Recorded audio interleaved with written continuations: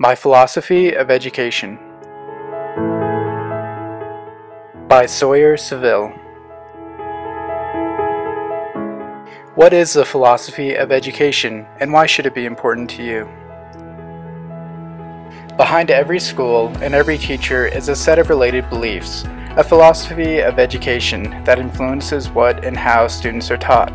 A philosophy of education represents answers to questions about the purpose of schooling, a teacher's role, and what should be taught and by what method. To me, there are three very important theories that make up my educational philosophy. They are constructivism,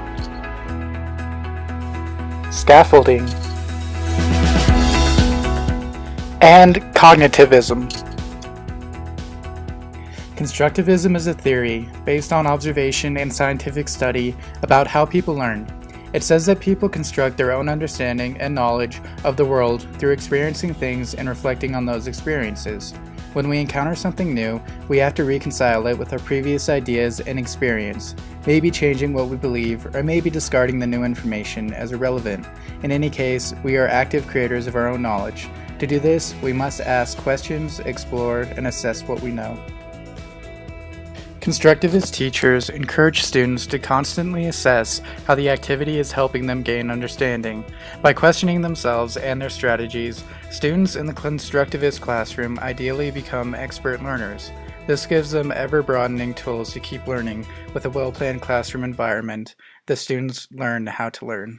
In the next activity that you're going to see is the first of several in a series. And this is where they will actually take many different objects that I've brought in, household objects, buttons, shapes, and they'll take them and in groups of about 2 or 3, sort them. At the end, in the group, they'll need to explain their sort, and I'll be listening for the words that I need them to be able to understand by the end. And that will be the shape words, the color words, the size words, and the texture words. So you'll see me writing on a chart periodically, a yes-no chart. That yes side is all of the properties that they use in their vocabulary that they bring out in the lesson. The no side is actually the objects' names. Here's your first job. Your first job is I'm going to pass around some just objects. You might get these objects. I've got some other ones over there. Not everyone's going to have the same. Don't worry about it. Don't fuss. Don't panic. What would you do with these if I said go ahead and sort them?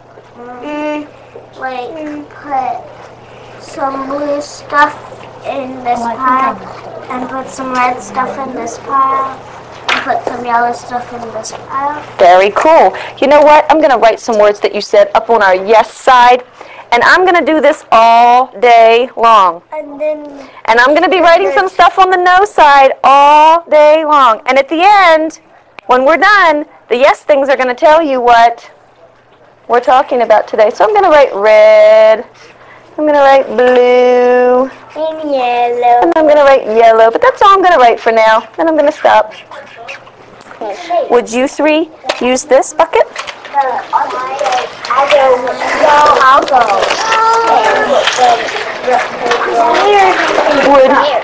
Would you three use this? Here we go. All right. What'd this group do? We did it by shape. We didn't care what the colors were. We just did it by shape, and we didn't care if, per se, there was this triangle to this triangle. It was this one was big and this one was small, but we didn't care. So we just put them with the triangle group. Gotcha. Another educational theory is scaffolding. In education, scaffolding refers to a variety of instructional techniques used to move students progressively towards stronger understanding and ultimately greater independence in the learning process. Teachers provide successive levels of temporary support that help students reach higher levels of comprehension and skill acquisition that they would not be able to achieve without assistance.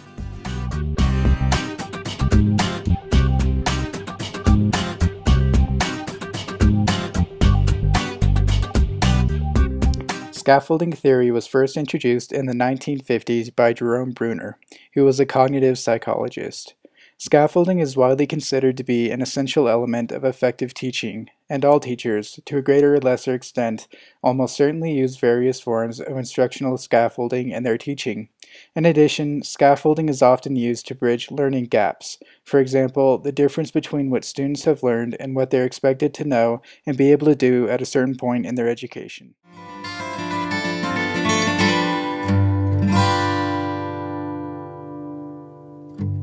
Hi, my name is Angela Kirby-Ware. I'm a Special Assistant to the Secretary of Education. Today we're going to talk about the instructional design principle of scaffolding. Scaffolding is critical to student success. The purpose of scaffolding is to support students as they develop the skills they need to become independent, self-regulated learners. Whatever support students need to accomplish the learning objective successfully is the support we want to provide students. Think of them as scaffolds or supports around a building so that students can access the grade level content. They could look like guided notes. They could look like teacher providing prompting. Scaffolding is an instructional principle that we know can help students master the material piece by piece. As you think about these strategies, think about how you might deliver a lesson and chunk it into component parts, so that the supports you provide to students are differentiated based on their needs. What's the first thing we look for when we're doing our search and check? Count with me. 1, 2, 3, 4, 5, 6. To be able to put the pieces of the puzzles together, you need to solve proportions. Did that help you get your answer? You guys ready to go? All right. Every lesson that we do, when they've learned simple sentences and then compound sentences builds on that. So that's I, semicolon, I. Even the controlled practice, they do a little bit, then they do a little bit more, so they're very comfortable with the program. Are these the ones you're going to do? Are those the ones you're choosing from? That's a good strategy. And I think it's just because it's so scaffolded that it just starts to come naturally to them. Sometimes my students need support in learning a new skill. I do things like ask them, do you need my help? Can I help you by starting the sentence? It's different ways of what? Joshua? Very good. A name collection is different ways of grouping numbers. Very good. Give your friend a clap. And then we're going to represent those numbers using base 10 blocks. Two things we've already done, but we've never put them together. Scaffolding my instruction, it happens all the time. Everything I'm doing, I'm scaffolding because of the diverse population I have here. The final educational theory to my philosophy of education is cognitivism. Cognitivism is a psychology of learning, which emphasizes human cognition or intelligence as a special endowment, enabling man to form hypotheses and develop intellectually, and is also known as cognitive development. The underlying concepts of cognitivism involve how we think and gain knowledge. Cognitivism involves examining learning, memory, problem-solving skills, and intelligence. In cognitive learning theories, knowledge is viewed as symbolic mental constructs in the learner's mind, and the learning process is the means by which these symbolic representations are committed to memory. Using a Venn diagram, my students compared the similarities of Macomb, Alabama with our small town of Sierra Madre. By the end of the lesson, they had clearly linked the two. It was through this visual construction that they assimilated new knowledge with an existing structure. Overall, any teacher can be benefited by learning these three theories to further boost their philosophy of education. I know that they make up the core of my philosophies on teaching and education. Hopefully, I will be able to apply them into the classroom once I become a teacher to help benefit my students and give them the guidance they need.